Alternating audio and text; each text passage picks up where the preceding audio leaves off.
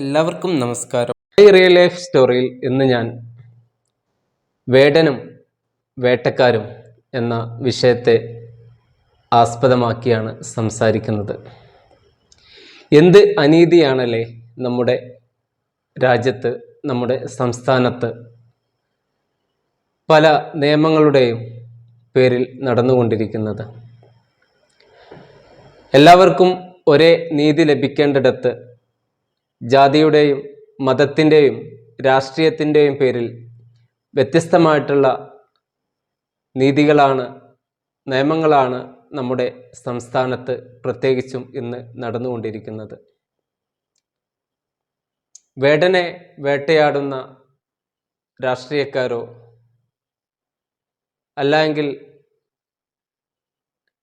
Excise ഡിപ്പാർട്ട്മെൻറ്റോ വനം വകുപ്പോ ആരുമാകട്ടെ, അദ്ദേഹം കുറഞ്ഞ കാലഘട്ടം കൊണ്ട് ജനലക്ഷങ്ങളുടെ ഹൃദയങ്ങളിൽ അദ്ദേഹത്തിൻ്റെ സംഗീതം കൊണ്ട്, വ്യത്യസ്തമായിട്ടുള്ള അവതരണ രീതി കൊണ്ട്, അദ്ദേഹത്തിൻ്റെ പെർഫോമൻസ് കൊണ്ട്, അദ്ദേഹത്തിൻ്റെ എഴുത്തുകൊണ്ട് വളരെ ശ്രദ്ധയാർജിച്ചിട്ടുള്ളൊരു കലാകാരനാണ്.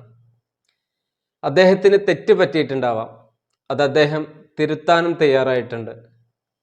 പക്ഷേ മന്ത്രിമന്ദിരങ്ങളിലും ഭരണശിലാകേന്ദ്രങ്ങളിലും ഇതേ നിയമലംഘനങ്ങൾ നടന്നുകൊണ്ടിരിക്കെ ഒരു കലാകാരനിൽ നിന്നും പുലിയുടെ പല്ല് ലഭിച്ചു എന്ന ഒറ്റ പേരിൽ ജാതീയമായും രാഷ്ട്രീയമായും കലാപരമായും ഒക്കെ വേർതിരിച്ചുകൊണ്ട് ആ കലാകാരനെ അടിച്ചമർത്താനുള്ള രാഷ്ട്രീയ തന്ത്രമോ ഉദ്യോഗസ്ഥ കുതന്ത്രമോ ഒരിക്കലും ന്യായീകരിക്കുവാനോ അംഗീകരിക്കുവാനോ പാടില്ലാത്തതാണ്.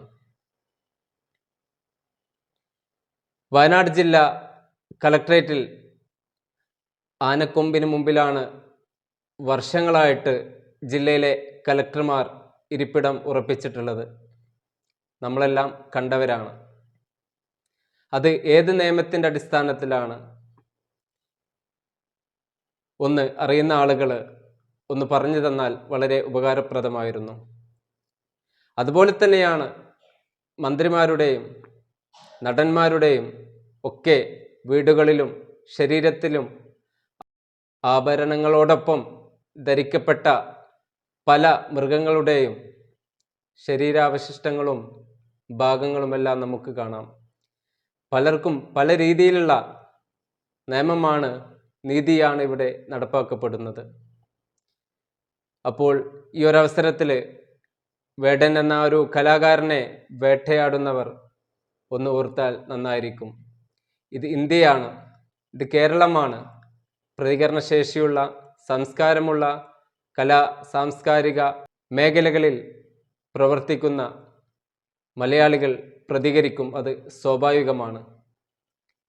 തെറ്റ് സംഭവിച്ചതിന് ശേഷം ബന്ധപ്പെട്ട ഡിപ്പാർട്ട്മെൻറ്റുകൾ അത് തിരുത്തിയതുകൊണ്ടോ മാപ്പപേക്ഷിച്ചതുകൊണ്ടോ ഒന്നും കാര്യമില്ല. എത്ര പേരുടെ ജീവനാണ് പുലിയുടെ ആക്രമണത്തിലും കടുവയുടെ ആക്രമണത്തിലും ഇവിടെ പൊലിഞ്ഞു വീണിട്ടുള്ളത്. വേടൻ്റെ വിഷയത്തിൽ എടുത്തിട്ടുള്ള ഈ ഒരു ആത്മാർത്ഥത, വന്യമൃഗങ്ങളുടെ ശല്യം കൊണ്ട് മരണപ്പെട്ട നൂറുകണക്കിന് കുടുംബങ്ങളുടെ ഭാവി കാര്യങ്ങളിൽ ഈ ബന്ധപ്പെട്ട അധികാരികൾ ആത്മാർത്ഥത കാണിച്ചിരുന്നുവെങ്കിൽ വീണ്ടും അപകട മരണങ്ങളും വന്യജീവി ആക്രമണങ്ങളും തുടർക്കഥയാവില്ല. അത്തരത്തിലുള്ള മാറ്റങ്ങൾക്ക് വേണ്ടിയാവണം നമ്മുടെ ശബ്ദങ്ങൾ, നമ്മുടെ നിയമ സംവിധാനങ്ങൾ എല്ലാം മാറേണ്ടതും മാറ്റി ചിന്തിക്കേണ്ടതും. വ്യക്തിഹത്യകൾ നടത്തിയും നിരന്തരം ഓരോരുത്തരെ വേട്ടയാടിക്കൊണ്ട് നിയമത്തിൻ്റെ പല കാര്യങ്ങളും പറഞ്ഞുകൊണ്ട് അവരെ ആക്രമിക്കപ്പെട്ട് ആ മേഖലകളിൽ നിന്ന് പാടെ ഇല്ലാതെയാക്കാം എന്നുള്ള മോഹം വെറും വ്യാമോഹമാണ്. ഇത് വേടൻ എന്ന വ്യക്തിക്കുള്ള പിന്തുണയല്ല. വേടനെ പോലെയുള്ള ഒരുപാട് കലാകാരന്മാർ ഇന്ന് സമൂഹത്തിൽ അവരുടെ സ്വകഠിനാധ്വാനം കൊണ്ട് ജീവിതം പച്ചപിടിച്ചു വരുന്നത് കൊണ്ട് ആത്മസംതൃപ്തി ലഭിക്കാത്ത അവരുടെയൊക്കെയോ പ്രവർത്തനം കൊണ്ടാണ് ഇത്തരത്തിലുള്ള ചില വാർത്തകൾ ഇന്ന് വാർത്താ മാധ്യമങ്ങളിൽ ഇടം പിടിക്കുന്നത്. ഇന്ന് മദ്യത്തിനും നിരോധിത ലഹരി ഉൽപ്പന്നങ്ങളുടെ നിയന്ത്രണത്തിനും വേണ്ടി നാം എല്ലാവരും ഒറ്റക്കെട്ടായി പോരാടുമ്പോൾ നമ്മുടെ മാധ്യമങ്ങളൊക്കെ എത്ര വലിയ വാർത്തകളായിട്ടാണ് ഇത്തരം സന്ദർഭങ്ങളെയൊക്കെ നമ്മുടെ സമൂഹത്തിലേക്ക് പ്രചരിപ്പിക്കുന്നത്. വളരെ വലിയ രീതിയിലുള്ള ദോഷമാണ് ഇന്നത്തെ വളർന്നു വരുന്ന യുവതലമുറക്ക്, പ്രത്യേകിച്ച് കുട്ടികളിലൊക്കെ ആ വാർത്ത കൊണ്ട് വളരെ നെഗറ്റീവായിട്ടുള്ള എനർജിയാണ് ഇത്തരം വാർത്തകളിൽ നിന്ന് പൊതുസമൂഹത്തിന് ലഭിച്ചുകൊണ്ടിരിക്കുന്നത്.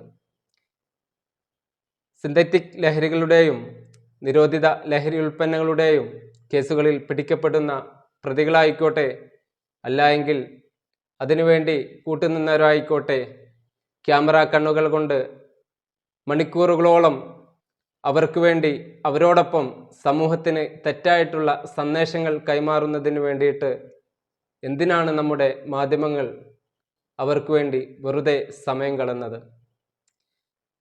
എന്താണോ നിയമം, ശക്തമായിട്ടുള്ള നിയമനിർമ്മാണം നടത്തിക്കൊണ്ട് അത് നടപ്പിലാവട്ടെ. സമൂഹത്തിന്, മാധ്യമങ്ങൾക്ക് 1000, 100 ഉത്തരവാദിത്തങ്ങൾ നിറവേറ്റുവാനും അർഹതപ്പെട്ടവൻ്റെ അവകാശങ്ങൾ നേടിയെടുക്കുന്നതിനും ആവശ്യമായിട്ടുള്ള ഒട്ടനവധി കാര്യങ്ങളാണ് മാധ്യമങ്ങൾക്ക് ഇന്നിവിടെ ചെയ്യാനുള്ളത്. ഒരു വാർത്ത കിട്ടിയാൽ എല്ലാ മാധ്യമങ്ങളും ഇരയെ വേട്ടയാടുന്നത് പോലെ ആ മാധ്യമങ്ങൾ